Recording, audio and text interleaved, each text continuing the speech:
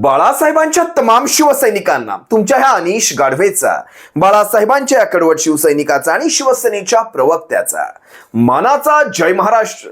शिवसैनिकांनो, जर अजूनही शिवसेना एक वादळ या आपल्या हक्काच्या माध्यमाला सबस्क्राईब करायचं कुठेतरी राहून गेलं असेल तर तुम्हा सर्व शिवसैनिकांना पुनश्च कळकळीची विनंती करतो. आता ताबडतोब शिवसेना एक वादळ आपण सर्वांनी लाखोंच्या संख्येने सबस्क्राईब ठेवा. उभ्या महाराष्ट्राच्या कानाकोपऱ्यात शिवसेनेच्या ज्वलंत विचारांना पोहोचवणाऱ्या या माध्यमाला आपण सर्वांनी मिळून मोठं करा ही नम्र विनंती करतो. काल एबीपी माझावरचा तो माझा विजन नावाचा कार्यक्रम आपण सर्वांनी पाहिला असाल. अनेक मान्यवर त्याच्यामध्ये उपस्थित होते. अगदी आदित्य साहेब सुद्धा आमंत्रित करण्यात आले होते. या कार्यक्रमामध्ये एकनाथ शिंदेकडे माझं विशेष लक्ष होतं. त्यांच्या तासाभराच्या मुलाखतीकडे माझं विशेष लक्ष होतं. कारण या सबंध मुलाखतीमध्ये आता खांडेकरांचे प्रश्न, एबीपीचे प्रश्न मुळमुळीत होते, गुळगुळीत होते, चांगले होते, वाईट होते, याच्यावर मी जातच नाही. माझा तो विषयच नाही. कारण माध्यमांकडून किती एक्सपेक्टेशन ठेवावं आता हाच एक मोठा प्रश्न आहे. पण जे काही प्रश्न विचारले गेले त्यावर कशा प्रकारे आदित्य साहेबांवर, उद्धव साहेबांवर, महाविकास आघाडीच्या भूमिकांवर घसरण्यात आलं, कशा प्रकारे आरोप करण्यात आले, त्या सगळ्या आरोपांना खोडण्यासाठी आज मी इथे उभा आहे. शिवसेना एक वादळ कटिबद्ध आहे. अगदी पुराव्या सकट यांच्या समोर मी ठेवणार आहे. लक्षात घ्या शिवसैनिकांनो, त्यासाठी आजचा हा खटाटोप. सगळ्यात सुरुवात त्यांनी केली डीसीएम. अगोदर सीएम होते, चीफ मिनिस्टर, आता डीसीएम. ते काय म्हणतायत?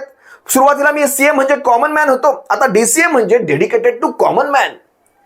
आता मला खरं तर तुम्ही हा प्रश्न शिवसैनिकांना विचाराल ना की डीसीएमचा फुल फॉर्म तुमच्या मनात काय आहे बरं?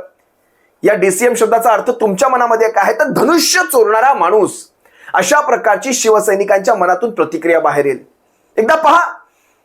मी म्हणायचो सीएम म्हणजे कॉमन मॅन. आता देवेंद्रजी सीएम आहेत, मी डीसीएम आहे. आता डेडिकेटेड टू कॉमन मॅन. त्यानंतर हे महाशय शेतीवर घसरले. खरं तर खांडेकरांकडनं एक प्रश्न तर येऊ द्यायला हवा होता, पण अगोदरच शेतीच्या प्रश्नावर. जो आवडता तो प्रश्न पहिल्यांदा घ्या माझा. मला शेती आवडते वगैरे वगैरे काय म्हणाले एकदा पहा ना. आता गावात शेतकऱ्याचा मुलगा मी असल्यामुळे मी गावी जातो. आता गावी जाताना मी काही लोक म्हणाले शेती करायला हेलिकॉप्टरने जातो. आता मी जर गाडीने गेलो तर 7-8 तास लागतील. आता या 7-8 तासात मी 10,000 सह्या करू शकतो ना. सह्यांमध्ये माझा रेकॉर्ड आहे. सांगतो तिकडे क्लस्टर शेती करतोय आम्ही. हे बांबू पण लावलेत आम्ही, म्हणजे बांबूची शेती. त्याच्यातून लोकांना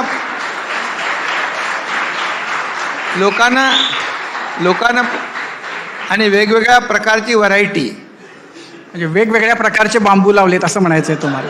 तुम्हाला मी सांगतो माझी संकल्पना काय. कशाच्या बद्दलची? बांबू लावायची? नाही. ही हेलिकॉप्टर शेती पाहत असताना, आता हेलिकॉप्टर शेती म्हणा, स्टंटबाजी म्हणा, शेतीच्या नावाखालची स्टंटबाजी म्हणा, जे काही असेल ते, हे सगळं पाहत असताना माझ्या मनामध्ये एक साधा विचार येतो. शेती इतकी सोपी आहे का? की मी गावी जातो, मला बरं वाटतं, मला शांत वाटतं, मी स्ट्रॉबेरी पिकवतो, ॲव्होकॅडो पिकवतो. इतकी शेती सोपी आहे का? म्हणजे आपण हेलिकॉप्टरने शेतापर्यंत जाता, शेतातून इतकं उत्पन्न मिळतं की आपण हेलिकॉप्टर पर्यंतचा प्रवास करता. मग याच्यासाठी तुम्ही कार्यशाळा भरवा. खरंच कार्यशाळा भरवा. शेतकऱ्यांना तुम्ही मार्गदर्शन करा कशा प्रकारे शेती करावी. आता हे क्लस्टर शेती वगैरे काय काय ह्यांनी नावं दिली. कशा प्रकारे शेती करावी की गावच्या तरुणांना गावं सोडून मुंबईला येण्याची गरज पडू नये किंवा ठाण्याला येण्याची गरज पडू नये. जे काही वर्षांपूर्वी जेव्हा कधी आपण ठाण्यामध्ये आलात तेव्हा आपल्याला त्याची गरज पडली. कारण आपल्याला जर शेतातनं एवढंच उत्पन्न मिळालं असतं तर आपण त्यावेळेस आपलं गाव सोडून ठाण्यात आला नसतात. आपण रिक्षा चालवता म्हणे किंवा आपण टेम्पो चालवले म्हणे. विचार करा, शेतीत जर इतकं उत्पन्न आपल्याला मिळालं असतं ना, जे आता आपण दाखवताय शांतता वगैरे, तर शेतकऱ्यांनी आत्महत्या तिथे केल्या नसत्या. बरं, शिवसैनिकांनो, माझ्या एका साध्या प्रश्नाचं उत्तर द्या. या एकनाथ शिंदेंना आता सीएमचा डीसीएमचा काळ सोडून द्या. आता तुम्ही पाहताय शेती करताना, पण अगोदर महाविकास आघाडीच्या सरकारच्या काळात पालकमंत्री घ्या, नगरविकास मंत्री घ्या किंवा आमदार घ्या, ज्यावेळेस सरकारात नव्हतो त्यावेळेस शाखा प्रमुख घ्या. आपण कधी शेती करताना त्यावेळेस ऐकिवात आहे का? नाही. मग याला स्टंट म्हणायचं नाही तर काय म्हणायचं बरं? त्यापुढे एक लाजिरवाणी गोष्ट तुम्हाला सांगतो. या सगळ्याचा कसा मजाक उडवला जातो बघा, आणि भर मीडिया समोर, आणि त्याच्यावर टाळ्या सुद्धा वाजतात. म्हणतात मला बांबूची शेती चांगली येते, मी बांबू लावायची कामं करतो. बरं, ह्या बांबू शब्दावर खांडेकरांनी सुद्धा विनोद करावे, मला नवल वाटलं. बरं, ह्या बांबूच्या डायलॉगवर प्रेक्षकांमध्ये आता किती पत्रकार होते मला माहित नाही, काही तिकडचं, मी नव्हतो तिथे, पण प्रेक्षकांमधून त्या पत्रकारांमधून टाळ्या यावेत. म्हणजे एका व्याभिचाराला तुम्ही राजमान्यता देताय. हा राजकीय व्याभिचार झाला महाराष्ट्रामध्ये आणि या राजकीय व्याभिचाराला तुम्ही राजमान्यता दिलीत. एकदा हा व्हिडिओ पहा. मी शेतीचे खूप प्रयोग करताय आणि सगळ्यात महत्त्वाची गोष्ट की आता तुम्ही बांबू लावण्याला प्रतिष्ठा देताय. शेतीमध्ये पैसे मिळणार ही शेतकऱ्यांना, तुम्ही महत्त्वाची- अदरवाईज घेऊ नका. नाही घेताय तर पण मुद्दा तसं पण मी उस्ताद आहे. 2022 मध्ये हां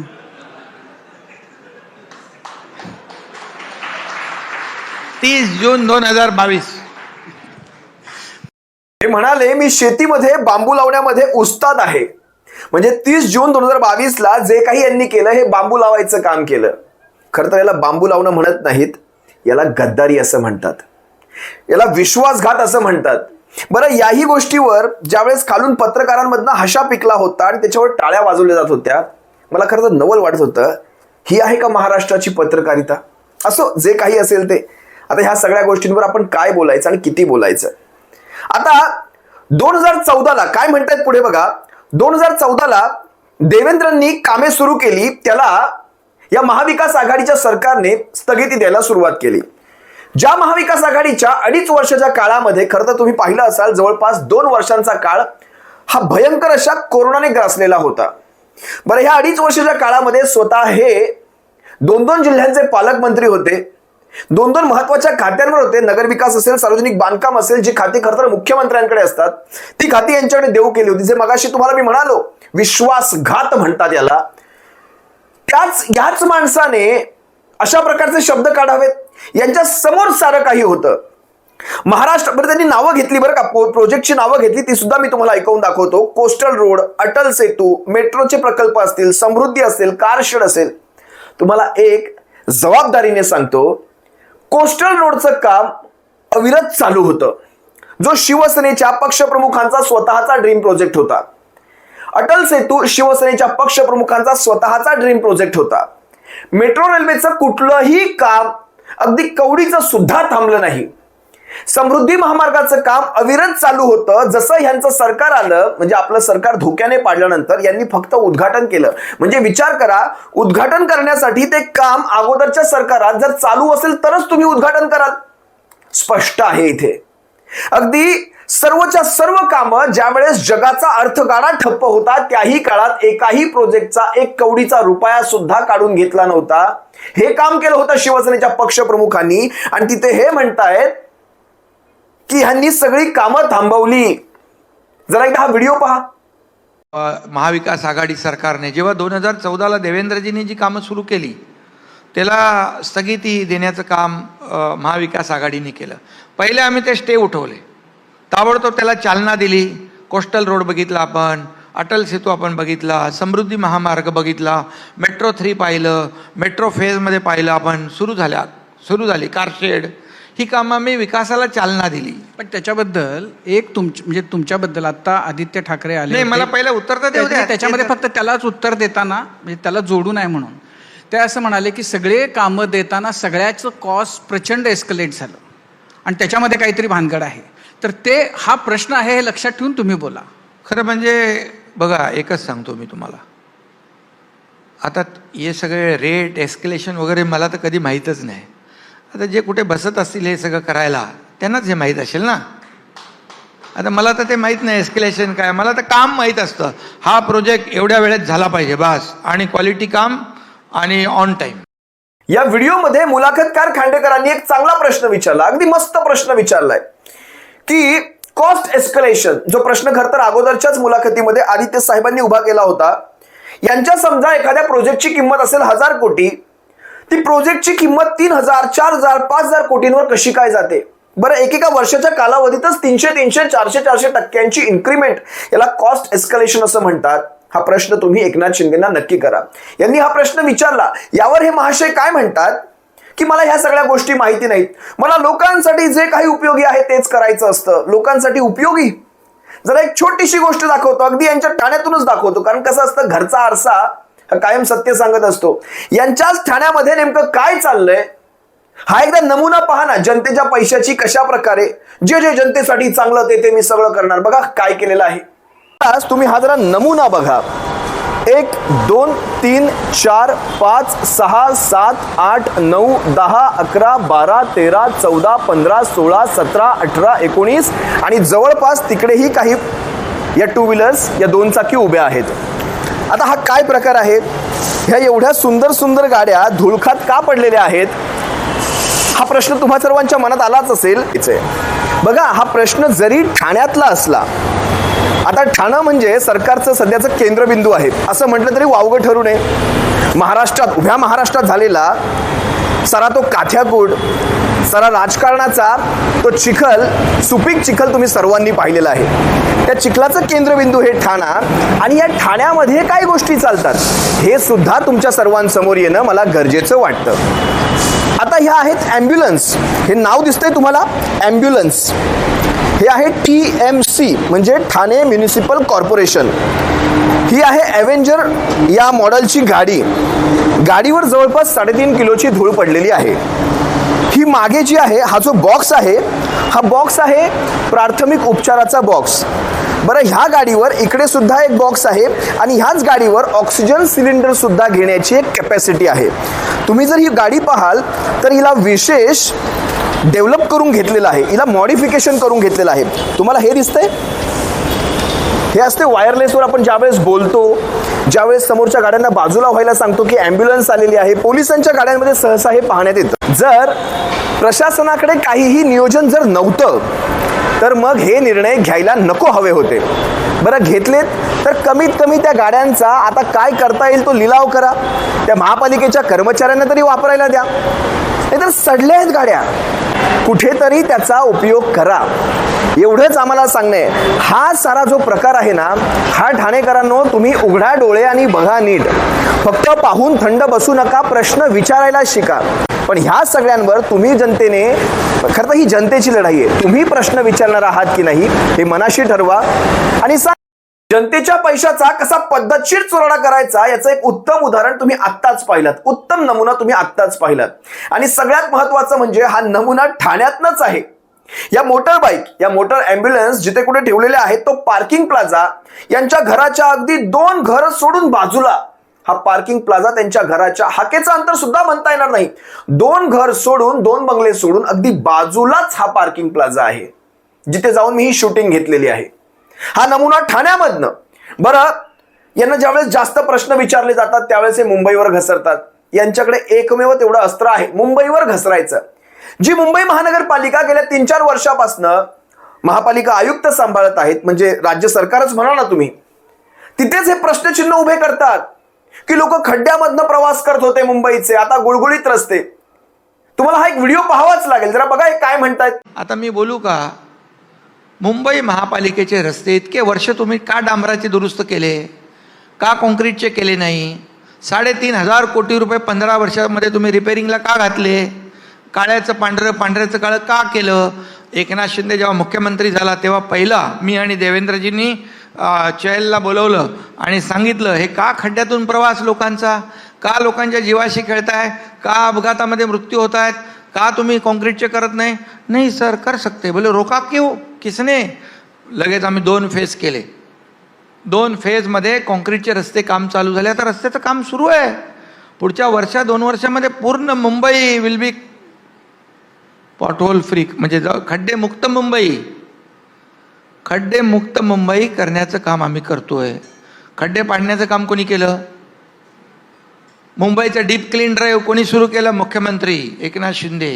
कोण गेला होता रस्त्यावर झाडू मारायला, पाण्याने धुवायला? कधी बघितले होते रस्ते खांडेकर साहेब पाण्याने धुताना? ब्रिटिश काळात कधी धुत असतील? नाले सफाई बघायला हा एकनाथ शिंदे गेला. मला म्हणाले हे काय काम, रस्ते धुवायचं काम असतं? अरे आम्ही रस्ते धुतोय, तिजोरी नाही धुतली.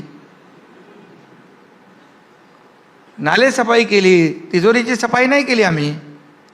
हा मुंबईकरांचा पैसा आहे. या एक एक पैशाचा हिशोब तुम्हाला द्यावा लागेल. या व्हिडिओमध्ये काय म्हणाले, मी चहलला बोलवलं. चहल म्हणजे इक्बाल सिंग चहल, म्हणजे मी आणि देवेंद्रांनी चहलला बोलवलं. आता चहल म्हणजे जणू काही यांचा मित्रच. एका IAS अधिकाऱ्याला कशा प्रकारे भर मीडियावर एकेरीमध्ये बोललं जातं हे तुम्हा सर्वांच्या समोर आहे. उत्तम उदाहरण आहे कशा प्रकारे अधिकाऱ्यांचा मान ठेवला जातो ते पहा. आता यांनी मुंबईचं उदाहरण दिलं, आपण ठाण्याचं उदाहरण देऊयात. ठाण्यामध्ये जिथे हे स्वतः राहतात त्या ठाण्याची कचऱ्याची परिस्थिती सध्या काय आहे याचं एक भयान वास्तव मी तुम्हा सर्वांच्या समोर ठेवतो. ठाण्यातनं आठवडा कचरा उचलला जात नाही. हो, ही सत्य परिस्थिती आहे. जरा एकदा हा व्हिडिओ पहा. आपण कुठल्या स्मार्ट सिटीच्या दिशेने जातोय याचा एकदा विचार करावा. ठाणेकरांनी विशेषतः याचा विचार करावा. एवढंच इथे वाटतं. जरा पहा आणि थंड बसा. आता सध्या आपण उभे आहोत ठाण्याच्या गजबजलेल्या कामगार हॉस्पिटल परिसरामध्ये. आता हा कामगार हॉस्पिटलचा परिसर हा कोपरी पाचपाखाडी विधानसभेचा भाग आहे. या विधानसभेच्या कचऱ्याची ही दुरावस्था पहा. Smart city Thane, smart city ही अशी अवस्था. हा शाश्वत विकास नाही, हे सगळं भासवलं जातंय. ही स्मार्ट सिटी नाही. तुमच्या ज्या मूलभूत गरजा आहेत, मूलभूत, आज रस्त्यांच्या खालचे ब्रिज रंगवले जातात, रस्त्यांवर लाईट्स लावले जातात, झगमगाट केला जातो, पण वास्तव हे आहे ठाण्याचं. अजून काय सांगणार आहे बघा, तुम्हाला अजून काय काय दाखवतोय.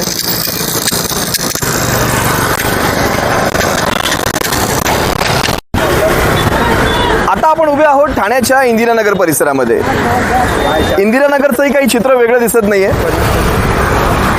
अगदी भरभरून ओसंडून वाहणाऱ्या ह्या कचरा पेट्या. मला वाटत नाही हा कचरा जवळपास आठवडा झाला असेल उचलला असेल. Smart city Thane city. उघडा डोळे, बघा नीट, बघा आणि थंड बसा. हा आहे वागळे ITI एरिया. याला वागळे इस्टेट इंडस्ट्रियल एरिया म्हणतात. आणि त्या एरियातल्या कचऱ्याची ही अशी अवस्था आहे. जवळपास अर्धा रोड ह्या कचऱ्याने व्यापलेला आहे. अर्धा रोड जवळपास. हा भाग आहे कामगार हॉस्पिटल परिसर. सावरकर आपण म्हणतो उपमुख्यमंत्र्याचं ठाणं, जे पूर्वीचं मुख्य होतं आता उप झालेलं आहे. त्या उपमुख्यमंत्र्याच्या ठाण्यामध्ये आता मी ज्या ठिकाणी उभा आहे ते तुम्हाला डम्पिंग ग्राउंड भासेल, पण माफ करा, हे डम्पिंग ग्राउंड नाही. हा आहे ठाण्यातला एक सुंदर तलाव. त्या सुंदर तलावाची तुम्ही जरा परिस्थिती पहा. किती सुंदर सुंदर जलपर्णी वाढलेल्या आहेत, किती सुंदर सुंदर ही सजावट झालेली आहे. हा तलाव हे आहे ठाण्याची ग्राउंड रियालिटी. हे आहे उपमुख्यमंत्र्याचं ठाणं. हे आहे मुख्यमंत्र्याचं, माजी मुख्यमंत्र्याचं ठाणं. आपण म्हणतो ठाणे स्मार्ट शहर. एवढं स्मार्ट जर ठाणे असेल ना तर माफ करा, आम्हाला आमचे जुने दिवस परत द्या. कोई हमें हमारे वो बुरे दिन लौटा दो, एवढंच म्हणण्याची ही वेळ आलेली आहे. ज्या वेळेस या व्हिडिओची मी शूटिंग घेत होतो माझ्या मनात राहून राहून एक विचार येत होता.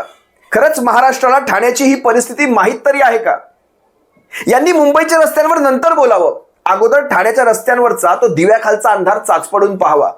ठाणेकरांच्या समस्या पहिल्या पहा आणि नंतर मुंबईवर बोला. खरं तर मुंबईवर बोलण्याचा तुम्हाला अधिकार सुद्धा नाही, कारण मुंबईचं प्रशासन यांच्याच हातात आहे. यांचेच आयुक्त तो कारभार सांभाळतायत. यांनी बोलावं मुंबईवर. बरं, आपल्याच आघाडीतल्या, आघाडी म्हणा युती म्हणा जे काही असेल तर, यांच्याच कमळीच्या कित्येक आमदारांनी ज्या गोष्टींची यांनी मगाशी उल्लेख केला त्या व्हिडिओमध्ये की आम्ही मुंबईमध्ये याव करतोय, आम्ही मुंबईमध्ये त्याव करतोय, या सगळ्या कामांवर यांच्याच कमळीने कशा प्रकारचे प्रश्नचिन्ह उभे केलेत आणि तेही भर विधानसभेत. बरं, फक्त आमदार नाही बरं का, म्हणजे आमदारांची नावं सुद्धा तुम्हाला सांगतो. अमीन पटेल असेल, भातखळकर असतील, अमित साटम असतील, योगेश सागर असतील, मुर्जी पटेल यांचा स्वतःचा आमदार सुद्धा प्रश्नचिन्ह उभा करतोय. खरं तर हा मुर्जी पटेल यांचा नाहीच, हा भाजपाचाच. पण महत्वाचं म्हणजे राहुल नार्वेकरांनी याच्यावर SIT स्थापन करण्याची मागणी केलेली आहे. जरा एकदा हा व्हिडिओ तुम्हाला पाहायलाच हवा.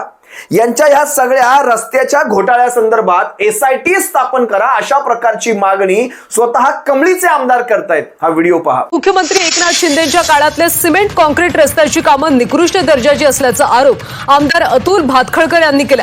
तसंच रस्त्यांसाठी 21,000 कोटी खर्च करून सुद्धा रस्ते खड्ड्यात असल्याचा दावा अमित साटम यांनी केला. दरम्यान भाजप आमदारांच्या आरोपानंतर उदय सामंत यांनी प्रत्युत्तर दिलं.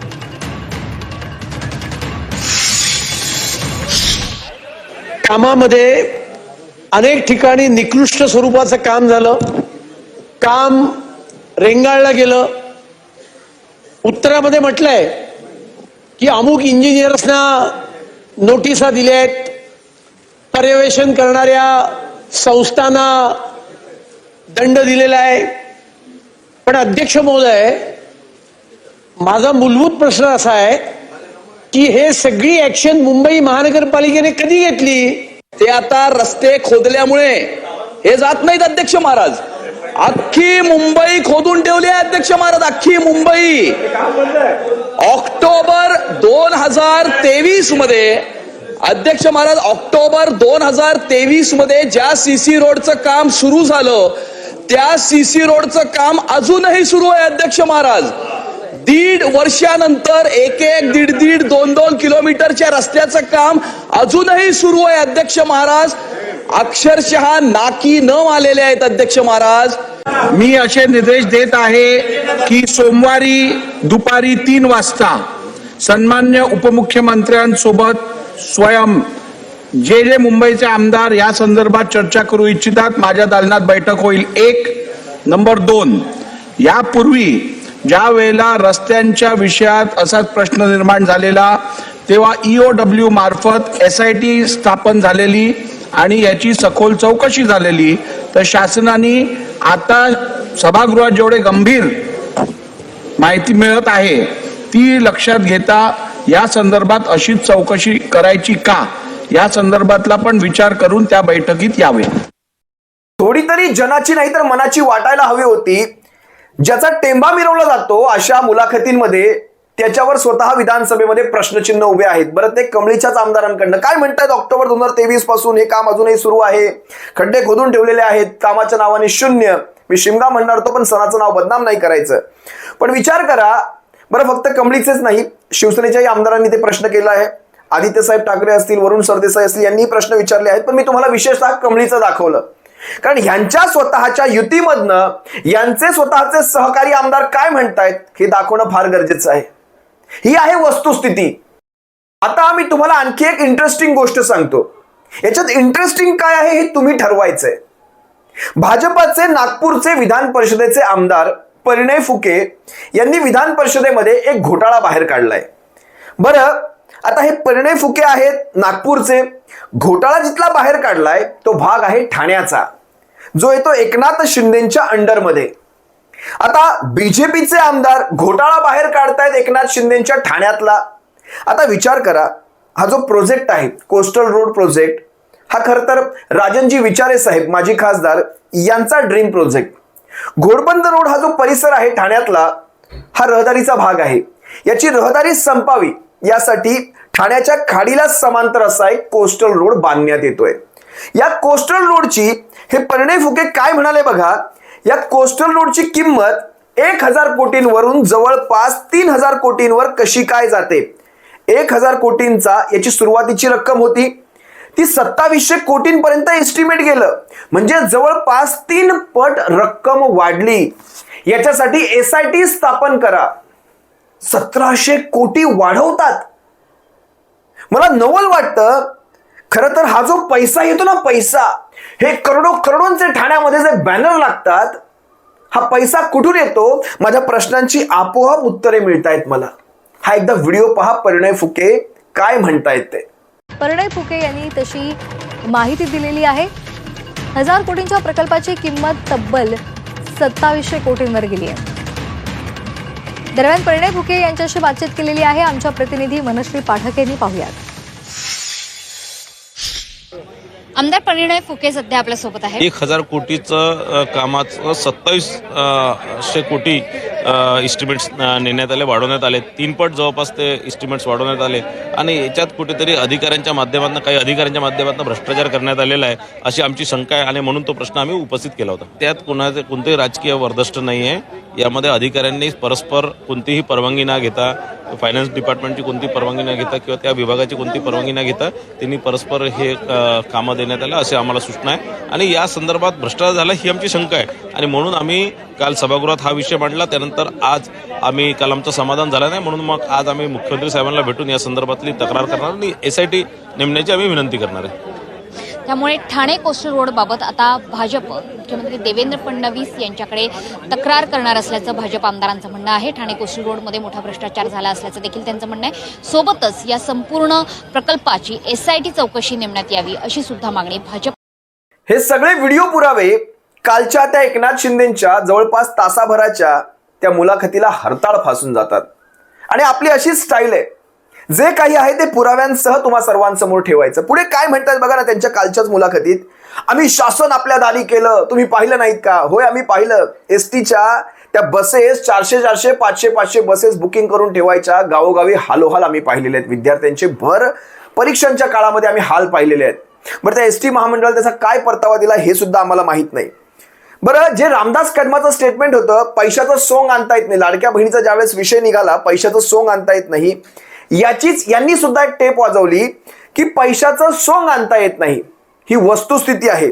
पुढे हे काय म्हणतायत, ज्यावेळेस खांडेकर म्हणाले की तुम्ही सरसकट त्यावेळेस सगळ्यांनाच पैसे वाटले, तुम्ही हे नाही पाहिलात कोण इन्कम टॅक्स भरतंय, कोण चारचाकी चालवतंय, कोणाच्या घरी रंगीत TV आहे. त्यावेळेस तुम्हाला सगळ्यांना द्यायचं होतं, कारण तुम्हाला मतं सगळ्याच बहिणींची हवी होती.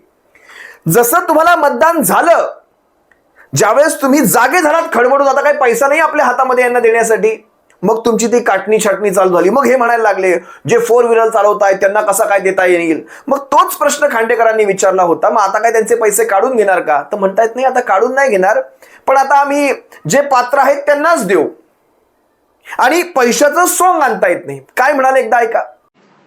आता जिकडे 4 व्हीलर गाडी आहे, इन्कम टॅक्स भरतायत, त्याच्यावर आता निकष आम्ही बदललेत का? 2.5 लाखाच्या पेक्षा जास्ती उत्पन्नवाल्याला देणार नाही आम्ही सांगितलं का? आम्ही ज्या या पात्रतेत निकषामध्ये बसतात त्या एकाही लाडक्या बहिणीचं जर आम्ही पैसे दिले नाही तर तुम्ही पकडा आम्हाला, चला. ज्यांनी 4 व्हीलर गाड्या घेऊन जे फिरत होते आणि ज्यांनी लाडक्या बहिणीचे पैसे घेतले आणि असं अपात्र जे दान तुम्ही केलेलं आहे मधल्या काळामध्ये निवडणुकीच्या आधी, त्यांना तुम्ही काही शिक्षा देणार आहात का? त्यांचे पैसे तुम्ही वसूल करणार का? की तुम्ही सरकारची फसवणूक केली?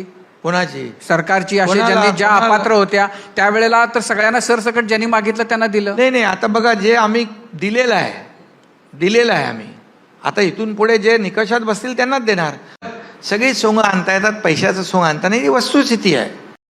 खरं तर वस्तुस्थिती अशी आहे की त्या काळात यांना सर्वांनाच पैसे द्यायचे होते, यांना कुणालाही काटछाट करायचीच नव्हती. अगदी पुरुषांनी जरी त्या लाडक्या बहिणीमध्ये अर्ज केला असता ना, त्यांना सुद्धा पैसे मिळाले असते, कारण त्या काळात हे पैसे वाटायचेच होते, ठरवून वाटायचे होते. असो, यांनी पुढे एक प्रश्न विचारला, उद्योजकांना त्रास दिला जातोय, त्यांच्याकडून खंडण्या घेतल्या जात आहेत, त्याच्यावर तुमचं काय उपाययोजना असणार? हे म्हणे आम्ही थेट जेलमध्ये पाठवू. खरं तर आज माझ्याकडे ठाण्यातलीच एक मोठी यादी आहे, अगदी MIDC मध्ये सुद्धा माझ्याकडे एक यादी आहे. कोण कुणाला कसा त्रास देतंय, कोण कुठले गुंडे कशा प्रकारे त्रास देत आहेत, आधी आपल्या घरामध्ये झाकून पाहायला हवं. काय म्हणतायत बघा ना, कशा प्रकारे आश्वासन देत आहेत की आम्ही सरळ जेलमध्ये टाकू. बघा, जागोजागचे माफिया जे तिथं खंडण्या वसूल करतात उद्योजकांकडून, आणि या खंडणीखोरांमुळं उद्योग जगत भयंकर परेशान आहे. त्याचं काय करणार आहे? डायरेक्ट जेलमध्ये टाकणार. कधी खंडणी मागितली की आतमध्येच. आता म्हणजे आता तुम्हाला सांगतो, जे उद्योजकांना त्रास देतील ते कुठल्याही पक्षाचे असू द्या, बिलकुल मुख्यमंत्र्यांनी पण सांगितलेलंच आहे, कोण कोणाला जेलमध्ये टाकत नाही, सारे गुंडे मोकाट फिरत असतात. माझ्याकडे ठाण्यातलीच मोठी यादी आहे, एक दिवशी यादी घेऊन यांच्याच समोर बसेल, बघूयात ना किती जणांना जेलमध्ये टाकतायत ते. पुढे काय म्हणतायत, आम्ही कशामध्ये नंबर 1 आहोत, याचा त्यांनी पाढा वाचला. त्यामध्ये म्हणतायत GST मध्ये आम्ही नंबर 1 आहोत, म्हणजे GST आपण जी भरतो ना, केंद्राला देतो ना, त्याच्यामध्ये आपण नंबर 1, याचा पाढा वाचतायत. आपण भरतो, आपला परतावा किती मिळतो आणि कधी मिळतो हे सुद्धा सांगा. आपण GST देतो केंद्राला, पण आपल्याला महाराष्ट्राला काय मिळतं? कवड्या रेवड्या मिळतात. पुढे म्हणतात आपण GDP मध्ये नंबर 1, एक्सपोर्ट मध्ये नंबर 1, औद्योगिक उत्पादनामध्ये नंबर 1, देशाचा FDI 30% आपण करतो, म्हणजे आपल्याकडे FDI 30% आपल्याकडे येतो, याच्यामध्ये आपण नंबर 1. स्वच्छते बाबतीत आपण नंबर 1. आता स्वच्छतेचं बिंग मगाशी मी ठाण्यातला तो कचऱ्याचा व्हिडिओ दाखवला, सोडा, त्याच्याबद्दल मी काही बोलत नाही. स्किल्ड मॅन पॉवर मध्ये आपण नंबर 1. आता मला एकनाथ शिंदेंनी खरंच सांगावं, या सगळ्या नंबर 1 गोष्टी तुम्ही आलात म्हणून आपण नंबर 1 झालो का? हे तर पूर्वापर आपण नंबर 1च आहोत. महाराष्ट्र या सगळ्या बाबतीत नंबर 1च आहे. गेल्या 70 वर्षापासून महाराष्ट्र हे नंबर 1च आहे. उलट तुम्ही आल्यानंतर महाराष्ट्र कित्येक ठिकाणी खाली उतरलं. महाराष्ट्र बेरोजगारीच्या बाबतीत खाली उतरलं. महाराष्ट्रामध्ये आज बेरोजगारीचा स्तर तुम्ही पहा. एखाद्या फक्त सरकारी नोकरीची जाहिरात टाका, तुम्हाला 500 पदांसाठी 10-10, 20-20 लाख अर्ज येतील. ते सुद्धा ग्रॅज्युएट झालेल्यांचे. 12वी वगैरे म्हणत नाहीये, पोस्ट ग्रॅज्युएट सुद्धा येत आहेत त्याच्यामध्ये. ही वस्तुस्थिती आहे महाराष्ट्राची. तुम्ही पहा ना त्यांचा हा व्हिडिओ पहा. आम्ही कुठं कुठं नंबर 1 सांगतो तुम्हाला. GDP मध्ये महाराष्ट्र नंबर 1 आहे. एक्सपोर्टमध्ये पहिला नंबर आहे. औद्योगिक उत्पादनात आपला पहिला नंबर आहे 13.8% एकूण ह्याच्या. GST संकलन GST मध्ये नंबर 1 आहे. स्टार्टअपमध्ये पहिला नंबर आहे. FDI मध्ये आपण एकूण देशाच्या 30% आहोत. स्वच्छतेमध्ये आम्हाला महाराष्ट्राला नंबर मिळाला, ते बोलत नाही तुम्ही. इन्फ्रा प्रोजेक्ट सगळ्यात महाराष्ट्रात जास्त सुरू आहेत. इंटरनेट सबस्क्रायबर सर्वात जास्ती आहेत. देशातील सर्वात स्किल्ड मॅनपॉवर आपल्याकडे आहे. आणि काय पाहिजे? आता तुम्हाला सांगतो, MOU मी जेव्हा मुख्यमंत्री होतो तेव्हा गेलो 2 वेळा दावोसमध्ये. 5 लाख कोटीचे MOU साईन केले. कन्व्हर्जन किती पर्सेंटेज माहिती आहे तुम्हाला साहेब? 70 to 80%. आता देवेंद्रजी गेले 15 लाख कोटीचे केले. जवळपास 15-20 लाख लोकांना नोकऱ्या मिळणार. कन्व्हर्जनचा रेट जो आहे आमचा तोही जास्त आहे. कारण नुसतं आम्ही MOU करत नाही. पूर्वीचे MOU बघा आणि आता आमच्यामधले बघा. आम्ही जे करतो करार त्यांना ताबडतोब इथं आल्यानंतर त्यांना जागा देणं, परवानगी देणं, हे सगळं देणं हे करतोय. या व्हिडिओमध्ये एकनाथ शिंदे म्हणताना दिसले की स्किल्ड मॅनपॉवर मध्ये महाराष्ट्र नंबर 1 आहे. मला खरं तर कीव येते यांची. ही मॅनपॉवर स्किल्ड होण्यामध्ये तुमचं योगदान काय? आपण किती नवीन ITI वाढवले, ज्याला आपण औद्योगिक प्रशिक्षण संस्था असं म्हणतो, किंवा नवीन काही इन्स्टिट्यूशन, काही ट्रेनिंग वगैरे आपण इथल्या तरुणांना, होतकरू तरुणांना दिलेले आहेत का? बेरोजगार तरुणांना दिलेले आहेत का? मग आपण ह्या स्किल्ड मॅनपॉवरचं श्रेय कसं काय घेऊ शकता? कीव येते, कीव तुमची. पुढे काय म्हणतात हे, की ज्यावेळेस मी डॅवोसला गेलो होतो, मी 5 लाख कोटींची इन्व्हेस्टमेंट आणली. देवेंद्र गेले त्यावेळेस 15 लाख कोटींची इन्व्हेस्टमेंट आली. आणि MOUचा कन्व्हर्जन रेट त्यांनी माझ्या काळामध्ये 70 ते 80% होता म्हणे. मला नवल वाटलं. 5 लाख कोटी, 15 लाख कोटी, 20 लाख कोटी आले किती? मी माझी दाढी काढून फिरेल. मी ओपन चॅलेंज देतो, ह्या तुमच्या 5 लाख कोटीपैकी एक कंपनी महाराष्ट्रातल्या कुठल्याही MIDC मध्ये जी बाहेर जाऊन बाहेरची कंपनी आणलेली आहे. म्हणजे मागे शिवसेनेच्या पक्षप्रमुखांनी अगदी योग्य सांगितलं. अगदी तुम्हाला त्या चितळीच्या बाकरवड्या असतील किंवा इतर कुठले इकडचेच अगदी लिज्जत पापड असतील, इकडचे उद्योग तिकडे जाऊन तुम्हाला MOU साईन करण्याची गरज नाही. ते इकडचेच उद्योग आहेत. पण बाहेरून जाऊन तुम्ही परदेशी गुंतवणूक, ज्याला फॉरेन डायरेक्ट इन्व्हेस्टमेंट म्हणतो, अशी कुठली आणली? मला एक MIDC सांगावी, एक नवीन कंपनी सांगावी की जी 2022 नंतर तुमच्या कार्यकाळामध्ये डॅवोस मधून आलेली आहे, जिचा MOU डॅवोस साठी झालेला आहे आणि ती सेटअप होऊन जवळपास 100, 200, 50 किती असतील ते, अगदी एक जरी असेल ना, मला दाखवा. मी दाढी काढून फिरेल, दाढी. एवढं ओपन चॅलेंज देतो मी. नाही होत हे. एक एम्प्लॉयमेंट दाखवावा, एकाचं तुम्ही लेटर दाखवावं की ह्या युवकाला नोकरी मिळालेली आहे. हे नाही होत आहे. पुढे म्हणतात कन्व्हर्जन रेट 70-80%. बघा, कन्व्हर्जन रेट 70-71% असू शकतो, 70 ते 72% असू शकतो, किंवा 72 ते 73% असू शकतो, किंवा 72 पूर्णांक एवढा 70 ते 80%, सरळ 10%चा फरक. असा रेट सांगत नाहीत कोणी. अशा प्रकारे कन्व्हर्जन रेट सांगितलं जात नाही. 70% किंवा 80% असं नसतं. 70 किंवा 70 पूर्णांक एवढा, 70 पूर्णांक एवढा आमचा कन्व्हर्जन आहे. हा 10%चा गॅप नेमका काय? बरं, महाविकास आघाडीच्या सरकारमध्ये आलेल्या साऱ्या मोठ्या मोठ्या इन्व्हेस्टमेंट तुम्ही गुजरातच्या घशामध्ये किंवा इतर राज्यांच्या घशामध्ये घातल्यात, त्याच्याविषयी काहीतरी बोला. डॅवोस ही पिकनिकची जागा नाही. त्यानंतर पुढे यांनी गृहनिर्माण प्रकल्पांचा एक विषय काढला, ज्यामध्ये जे अर्धवट सोडून गेलेले बिल्डर, म्हणजे एखादा प्रकल्प अर्धवट सोडून गेलेले बिल्डर, त्यांचे प्रकल्प आम्ही घेतले. तर आम्ही म्हणजे SRA, MHADA, MMRDA, CIDCO, MIDC, BMC अशी त्यांनी नावं घेतली. पण खरी वस्तुस्थिती वेगळी आहे.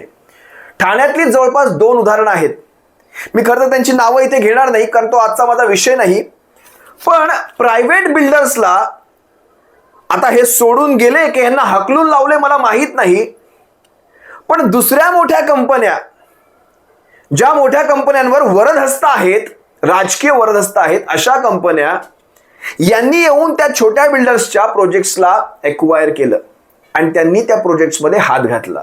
आता हे बिल्डर निघून गेले होते की यांना हकललं होतं तिथून त्या प्रोजेक्ट्समधून मला माहीत नाही. या विषयावर मी एक दिवशी वेगळा एखादा सविस्तर व्हिडिओ करेल. पण ह्या गोष्टी घडतायत. हा व्हिडिओ पाहणं काय म्हणतायत ते. आता आम्ही काय केलंय, रखडलेले प्रकल्प, SRAचे प्रकल्प, धोकादायक इमारतीचे प्रकल्प आम्ही आता कसे करतोय. जे डेव्हलपर 10-10, 15-15, 20-20 वर्ष सोडून गेले, आता त्यांना भाडंही नाही, तो गेला बदलापूरला, तो गेला नालासोपारा, वसईला राहतोय, मरण यातना भोगतोय. आता आम्ही ते सगळे टेक ओव्हर करतोय. कोण? SRA तर आहेच, म्हाडा पण आहे, पण त्याच्याबरोबर MMRDA, CIDCO, MSRDC, MIDC, Mahapreet, BMC, आम्ही या सगळ्यांना एकत्र घेतो. ज्यांनी स्वतः ठाण्याच्या क्लस्टर योजनेचा पंचवार्षिक नारळ फोडलाय त्यांनी या सगळ्या गोष्टींवर बोलावं. म्हणजे सलग 5 वर्ष नारळच फोडतायत, पण अजून क्लस्टरच्या नावाखाली कामकाज शून्य. असो, पुढे हे काय म्हणतायत. ज्यावेळेस खांडेकर यांना म्हणाले की तुम्हाला मुख्यमंत्री बनायचं होतं, बराच वेळ तुम्ही थांबलात, तुमची नाराजी दिसून येत होती. खरं तर उदय सामंतांनी घोळ केलेला आहे, नाहीतर यांची नाराजी आणखी काही काळ दिसली असती. पण उदय सामंतांचा घोळ यांच्या लक्षात आला आणि त्यानंतर कदाचित यांचे ते झेंडे खाली आले, मला असं वाटतं. पण हे काय म्हणतायत बघा ना, सारवासारव कशी. मी स्वतः मोदींना फोन केला आणि सांगितले आपण NDAचे प्रमुख आहात, आपण जो निर्णय घ्याल तो आम्हाला मान्य असेल. याला म्हणतात बाळासाहेबांचे विचार. वाह, याला म्हणतात स्वाभिमान, याला म्हणतात अस्मिता, याला म्हणतात हिंदुत्वाचे विचार. मी शहांना आणि मोदींना फोन केला. जरा पहा हा व्हिडिओ. मी स्वतः सांगितलं, आदरणीय प्रधानमंत्री महोदयांना फोन केला मी म्हणालो तुम्ही आमचे NDAचे नेते आहात, महायुतीचे नेते आहात, तुम्ही निर्णय घ्या आणि तुमचा निर्णय जो असेल त्याच्याबरोबर एकनाथ शिंदे पण आहे आणि शिवसेना पण आहे. गृहमंत्री अमित शहा साहेबांनाही सांगितलं. यांच्या आरोपांना किती उत्तर देत बसायची तुम्हीच सांगा ना, किती पुरावे दाखवतोय आपण इथे. बरं, हे काय म्हणाले, विरोधक सभागृहाच्या आतमध्ये कमी आणि पायऱ्यांवरच जास्त दिसतात, पायऱ्यांवरच त्यांची आंदोलनं चालतात. आता सभागृहामध्ये तुमची राक्षसी मेजॉरिटी आहे, तुम्ही तिथे बोलून देत नसाल तर बाहेरच बोलणार. बरं, मला एक सांगा, विरोधकांनी पायऱ्यावर न बसावं असा काही नियम आहे का? म्हणजे सत्तेमध्ये असताना आपण महाराष्ट्रभर हिंदुत्व खतऱ्यामध्ये म्हणून आंदोलनं करायची, हिंदू खतरे में म्हणून आंदोलनं करायची. तर नितेश राणे तुम्ही सत्तेमध्ये असताना, केंद्रात राज्यात सत्तेमध्ये असताना हिंदू जनाक्रोश मोर्चा वगैरे काय काय काढायचा. हे काय, हा कुठला स्टंट आहे? मग विरोधकांनी आतमध्ये नाही पायऱ्यांवर आंदोलनं केली तर काय बिघडलं? बघा ना कसे यांचे एक एक प्रश्न, म्हणजे मला ना प्रश्नच पडतो. आता सभागृहात बोलायचं येऊन सोडून पायऱ्यांवर रोज आंदोलन करतात. काय तर म्हणे विरोधक पायऱ्यांवरच जास्त बसतात, जे काही असेल ते. पुढे काय म्हणतायत, महाविकास आघाडीच्या कार्यकाळामध्ये पत्रकारांना जेलमध्ये टाकलं गेलं होतं, त्या राणा दाम्पत्याला जेलमध्ये टाकलं गेलं होतं, हनुमान चालीसा म्हटली होती म्हणून. खरं तर अर्णब गोस्वामीवर जास्तच पुळकाला दिसतोय. यांनी कधीतरी माहिती करून घेतली का अर्णब गोस्वामीला कशाच्या आरोपामध्ये अटक झाली होती?